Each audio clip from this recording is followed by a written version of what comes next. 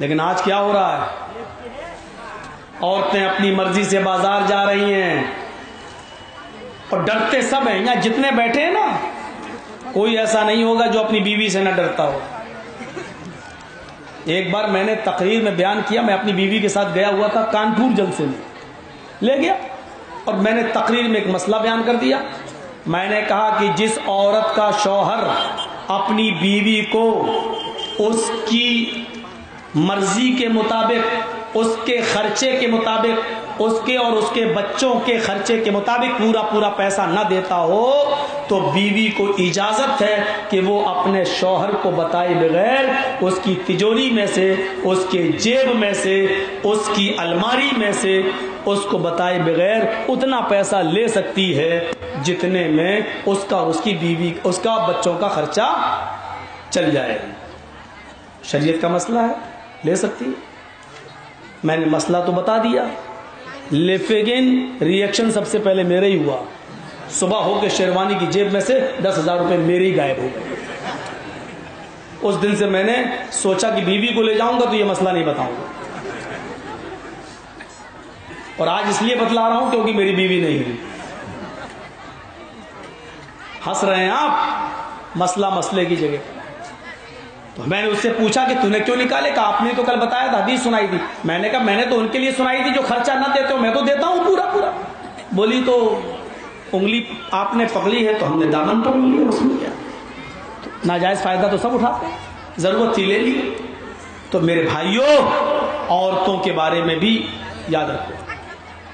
آج کل کی عورتیں اپنے شوہر کو پہلی بات تو ہلکے میں لیتی ہیں, اور اسی لیے وہ اوپر چڑھی رہتی ہیں. ایک پیر صاحب تھے, ان کی بیوی ان کو پیر ہی نہیں مانتی تھی. وہ کہتے تھے میں پیر ہوں, وہ پیر ہے, تیرے جیسے 336 پیر روز پھرتے نا. ایک بار اس عورت نے دیکھا کہ آسمان پر کوئی اڑتا ہوا جا رہا ہے, ہوا میں مصلی بچھائے نماز پڑھ رہا ہے, اڑتا ہوا جا رہا ہے. بیوی سے کہا, شوہر آیا گھر میں تو بیوی کہتی اپنے پیر بنے پھرتے ہو. پیر تو وہ تھا جو آج میں نے دیکھا. کیا دیکھا؟ آسمان پہ مصلی بچھا ہے, ہوا میں ایک پیر اڑ رہا ہے, نماز پڑھتا ہوا جا رہا ہے. وہ پیر تھا, ایک پیر تم بنے پھرتے ہو. کہا بیوی تم نے دیکھا؟ کہاں؟ اپنی آنکھ سے دیکھا کہ ہاں. ارے پاگل وہ میں ہی تو تھا. پیر بولا پاگل وہ میں ہی تو تھا. بیوی بولی اچھا تم تھے؟ ہاں مجھے لگا. اے بھیا یہ لال والی لائٹ کیوں مار رہے ہو؟ میں کوئی لڑکی تھوڑی ہوں یار, بڑی ڈینجر لائٹ ہوتی ہے یہ, اس کا نقصان تمہیں نہیں معلوم بیٹا. اگر معلوم ہو جائے تو زہر پی لو گے, لیکن یہ لائٹ نہیں رکھو گے اپنے پاس. آئندہ مت مارنا میرے اوپر, اور مارنا ہو تو باہر بہت ٹہل رہی ہیں ان کے اوپر مارو. مجھے معلوم ہے کہ کس نے ماری, جیسی ہماری نظر پڑی اس نے جھکا لیا. تو کہا وہ میں ہی تو تھا. بیوی بولی ہاں لگا مجھے. کیا آپ تھے؟ کیا کیوں؟ کہا مجھے لگا کہ تم تھے, اسی لیے ٹیڑے اڑ رہے تھے نا. پھر کمی نکال دی, شوہر میں بھی کمی, اسی لیے ٹیڑے اڑ رہے تھے.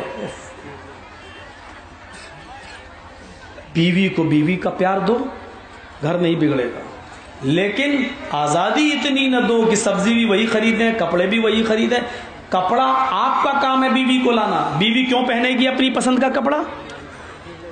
آپ کپڑا خریدنا اپنی بیوی کے ساتھ چاہیے. بولو میری بیوی تم بتاؤ میں کون سا کپڑا پہنوں. بیوی کو بھی حق ہے کہ وہ اپنے شوہر کو اچھا دیکھنا چاہتی ہے.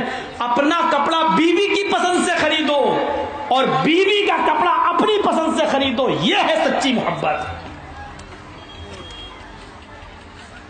مولانا چاہے کتنا مہنگا کپڑا خرید کے لاؤ, میرے سامنے پہنتی نہیں, شادی میں پہن کے جاتی ہے. یہ عورتوں کی عادت ہوتی ہے.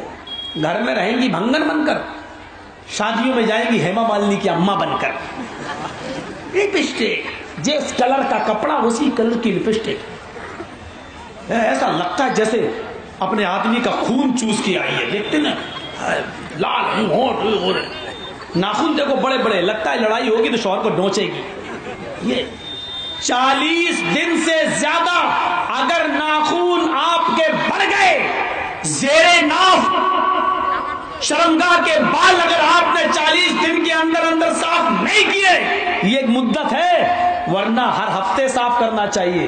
جمعے کے دن جب آپ غسل کریں تو غسل کرنے سے پہلے آپ ناخن وغیرہ صاف کر لیں, زیر ناف بغل کے بال وغیرہ صاف کر لیں. لیکن زیادہ سے زیادہ لمٹ اس کی بتائی 40 دن کے اندر اندر صاف. 40 دن کے بعد اگر یہ بڑھتے رہے تو آپ کی ایک بھی نماز قبول نہیں, ایک بھی روزہ قبول نہیں. آپ نے اس حال میں حج کیا تو حج قبول نہیں, آپ کی کوئی نفلی اور فرض عبادت قبول نہیں. میرے بھائیوں تصور کرو کہ یہ کتنا بڑا. اب ان کے ناخن دیکھو بڑھ رہے ہیں, ناخن دیکھ کے لگتا ہے کہ ٹریننگ لے رہی ہے, لڑائی ہوئی گئے, زہر ہوتا ہے اور لگ بھی جاتا ہے دھوکے سے, اور غلاظت اس کے اندر بھری پڑی ہوتی ہے. تو بیویوں کی عزت بھی کرو. اللہ کے رسول صلی اللہ علیہ وسلم کے پاس ایک بار ناراض ہو گئی حضرت عائشہ اللہ کے نبی سے, تو اللہ کے نبی اپنی بیوی تھوڑی دیر تو ناراض رہے, کوئی بات نہیں, لیکن کھجور آ گئے کچھ. اب دیکھیے نبی شوہر کی محبت, میں اکیلے کیسے کھا لوں, میری بیوی نے بھی کچھ نہیں کھایا, لیکن آپ چاہ رہے تھے کہ وہ منائیں. سوچا کہ وہ اتنی جلدی نہیں منائے گی اور بھوک برداشت نہیں ہو رہی ہے, میں تو کر لوں لیکن میں اپنی بیوی کو کیوں بھوکا رکھوں. ہائے ہائے ہمدردی دیکھو. امام احمد اپنی مسند میں نقل کرتے ہیں اللہ کے رسول ان کے پاس گئے, کھجور لے کر گئے جہاں بیٹھی تھی عائشہ, غصہ تھوکو لو کھجور. اب عورت کی فطرت بھی سمجھو, عورت کی فطرت بھی سمجھو. جیسی دیکھا کھجور سامنے, مجھے بھوک نہیں لگ رہی ہے, منہ گھما لیا ادھر. اللہ کے رسول صلی اللہ علیہ وسلم سمجھ گئے غصہ ہے. آپ اٹھے وہاں سے اور جہاں ان کا چہرہ تھا ادھر آ گئے, اٹھ کر آئے. ہم جیسے جاہل لوگ ہوتے تو کیا کرتے؟ ایمانداری کے ساتھ بتاؤ, اے کھا لے, لے چل کھا, دیکھ منانا تجھے چاہیے, میں منانے آ گیا, دیکھ لے چل کھا. اب وہ کیا کہہ دے, مجھے بھوک نہیں لگ رہی جاؤ, تو آپ ادھر گھوم کے نہیں آئیں گے, ہونٹ پکڑ کے گلا, کھا رہی کہ نہیں کھا رہی, لے کھا لے, نہیں تو کھا جائیں گے ہم, بھوکی مرے گی تو, کھا لے. سیکھو. اللہ کے رسول اٹھے اور ادھر گئے, عائشہ کھاؤ. میں نے کہا نا کہ مجھے بھوک نہیں لگ رہی ہے, پھر انہوں نے چہرہ ادھر کر لیا. اللہ کے رسول وہاں سے اٹھ کر پھر تیسری طرف آئے, تیسری جگہ, تیسری مرتبہ. عائشہ زیادہ نہیں, چلو کلی بسم اللہ, غصہ تھوکو اور اللہ کا نام لے کر شروع کرو, چلو کھاؤ. حضرت عائشہ بھی جانتی تھی زیادہ نہیں کہلوانا چاہیے, شوہر ہوتا ہے, انہوں نے بھی ضد نہیں کی لیکن مذاق کر دیا. تیسری بار جب آپ نے کہا چلو کھاؤ بسم اللہ, اللہ کا نام لے کر شروع کرو, تو ایک کھجور اٹھایا اور ایسے منہ میں لے جاتے ہوئے کہہ رہی کلی بسم اللہ, اللہ کا نام لے کر کھاؤ. اس سے پہلے کیا میں اپنے باپ کا نام لے کے کھاتی تھی؟ میاں بیوی کا پیار, یہ کیسی خوشگوار زندگی تھی. یہاں تو آدمی تھکا مارا آیا, صبح آفس میں گیا, شام کو آیا, سوچا بیوی کو اچھے کپڑوں میں دیکھیں گے, اچھے لباس میں دیکھیں گے, اچھی خوشبو میں دیکھیں گے. گھر میں گھسا تو وہ کچن میں بیٹھی ہے, ایک شلوار کا پانچا ادھر جا رہا, مٹی دھودل چہرے میں بھری پڑی ہے, منہ اس کا منحوس سا ہو رہا ہے, بال بکھرے پڑے ہیں. اس نے دیکھا سواگت کرے گی, وہ تو منحوس چہرہ دیکھا کہ کم وقت اب وہ تجھے گلے سے لگائے گا, پیار کرے گا. میری ماں بہنوں, شوہر کے مزاج کو تمہیں سمجھنا ہوگا. اور میرے بھائیوں, عورت کو کتنی آزادی دو یہ تمہیں سمجھنا ہوگا. رام چندر جی کی پتنی سیتا بھی نہیں بچ سکی, الزام سے حضرت عائشہ صدیقہ محمد کی اپنی بیوی الزام سے نہیں بچ سکی. ہم اپنی بیویوں پر بھروسے کیسے کر لیتے ہیں؟ گھروں کا حال یہ ہے کہ ایک میری بیٹی ایک سہیلی کے ساتھ آتی ہے اور کہتی ہے ابو پاپا میں اس سہیلی کے ساتھ اس کے گھر جا رہی ہوں. باپ نے دیکھا کہ ہاں اس کی سہیلی ہے, جاؤ بیٹا. اب یہ آپ کی بیٹی اس سہیلی کے گھر جاتی ہے, اب اس کی بیٹی اپنے باپ سے کہتی ہے पापा मैं इस सहेली के घर जा रही हूं। उसके पापा ने देखा कि हाँ ठीक है, जाओ बेटा उसके घर जाओ। अब दोनों बाप ये समझ रहे हैं कि मेरी बेटी उसके घर, उसका बाप समझ रहा मेरी बेटी इसके घर। यहां दोनों सहेलियां कहती हैं तू अपने बॉयफ्रेंड के साथ जा, मैं अपने बॉयफ्रेंड के साथ जा रही हूं। ये है दोनों की सेटिंग। ये मुआशरे का वो जीता जागता हाल है जिसकी अक्कासी मैं कर रहा हूं। आप भरोसा कर रहे हैं? आपने वो वाकया सुना, वो वाकया कि एक आदमी को अपनी बीवी के ऊपर बड़ा शक हो गया था। ऑफिस जाता था, शाम को आता था, उसको शक हो गया कि मेरी बीवी मेरी गैर मौजूदगी में किसी से मिलती है। तो एक दिन उसने अपनी बीवी से कहा कि मुझे शक है कि तुम मेरी गैर मौजूदगी में किसी से मिलती हो। उसने कहा कैसी बात कर रहे हैं आप, शर्म आनी चाहिए आपको, अपनी बीवी पर लांछन। कहा नहीं, तुम किसी से नहीं मिलती हो? कहा नहीं। तो चलो इस पहाड़ के ऊपर, उसके ऊपर एक मंदिर है, उस मंदिर में एक देवी है, देवी की मूर्ति पर हाथ रखकर कसम खाओ कि मैं आपकी गैर मौजूदगी में किसी से नहीं मिलती हूं। अच्छा, उस देवी के बारे में अकीदा यह था कि अगर झूठी कोई कसम खाता था उसका पूरा खानदान मर जाएगा। तो अब ये कसम कैसे खाए? उसका अकीदा था कि मर जाए। तो उसने कहा देखिए आज मैंने घर में बहुत काम किया है, आपको सबूत ही चाहिए ना देवी की कसम, तो ऐसा करिए कल चलेंगे, आज छोड़ दीजिए। कहा ठीक है, मैं जा रहा हूँ ऑफिस, तो मैं कल देवी पर हाथ रखकर कसम खाना पड़ेगी। उसने कहा ठीक है। ये चला गया ऑफिस और ये चली गई उसी आदमी के पास जिससे इसका कॉन्टेक्ट था। उससे कहने लगी हमारी चोरी पकड़ी गई, अब कसम तो खाना ही पड़ेगी। ऐसा करो, मैं नहीं चाहती हूँ कि झूठी कसम खाऊं। तो कहा अब क्या हो? तो ऐसा करो कि कल पहाड़ी के नीचे अपना गधा लेके आ जाना, और मैं ये कहूंगी पहाड़ी बहुत ऊपर है, आप इस गधे को किराए पे कर लीजिए और गधे वाला मुझे वहां तक ले जाएगा, बाकी मामला मैं संभाल लूंगी।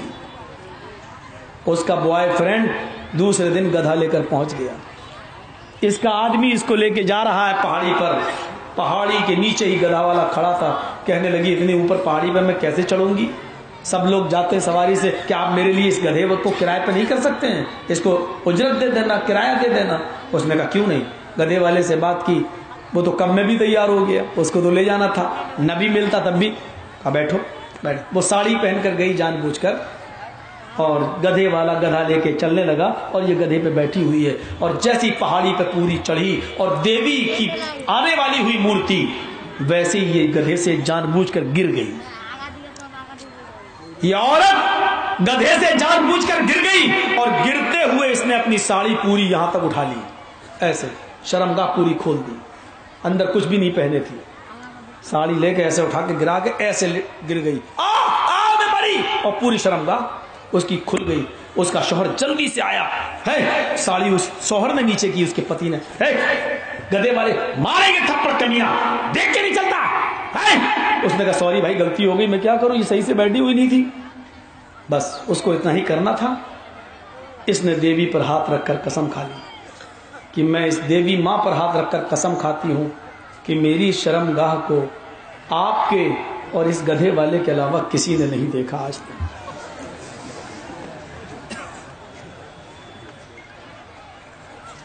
आज तक मेरी शर्मगाह को आपके और इस गधे वाले के अलावा किसी ने नहीं देखा।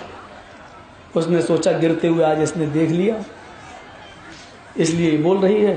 ठीक है, उसको भी यकीन हो गया, इसकी भी कसम हो गई, काम भी हो गया, ऑफिस में उसका जाना आना रहा, इसका घर में आना जाना रहा। औरतें कितनी माहिर होती हैं, आज सीख लो। ये सोच रही होंगी बैठी हुई कि मौलवी तो हमारे बाहर जाने के रास्ते बंद कर रहा है, करूंगा।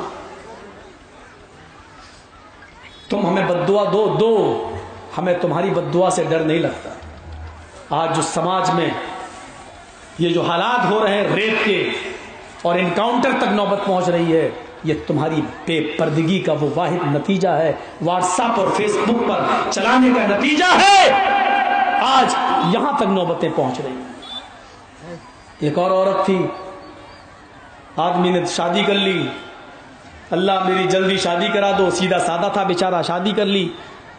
اللہ مجھے جلدی بیٹا دے دے، مجھے بیٹا دے گا میں مولوی بناؤں گا، حافظ بناؤں گا۔ اللہ نے 3 ہی مہینے میں بیٹا دے دیا۔ خوش ہے اللہ، میری سن لی۔ باہر نکلا، لوگوں نے کہا پاگل ہے، سن لی کیا سن لی؟ 3 مہینے میں بھی کوئی بچہ پیدا ہوتا ہے؟ ارے میں نے دعا مانگی تھی اللہ سے۔ ارے دعا مانگی تھی اللہ سے تو کیا مطلب؟ اب دعا مانگو اللہ میرے بیٹے کو جوان کر دے تو کل ہی کر دے گا کیا؟ تو کیا ہوا؟ کہا تمہاری بیوی نے 3 مہینے میں بچہ پیدا کیا۔ 3 مہینے میں ہوتا ہی نہیں ہے، 9 مہینے میں بچہ ہوتا۔ اچھا 9 مہینے میں ہوتا ہے۔ گیا اپنی بیوی کے پاس، اتاری چپل، مارا 2-3۔ وہ کہتی کیوں مار رہے ہیں، کیا بات ہے، غلطی تو بتاؤ۔ کہ غلطی یہ کہ بچہ 9 مہینے میں ہوتا، تم نے 3 مہینے میں کیوں پیدا کیا؟ تو بچہ لگے۔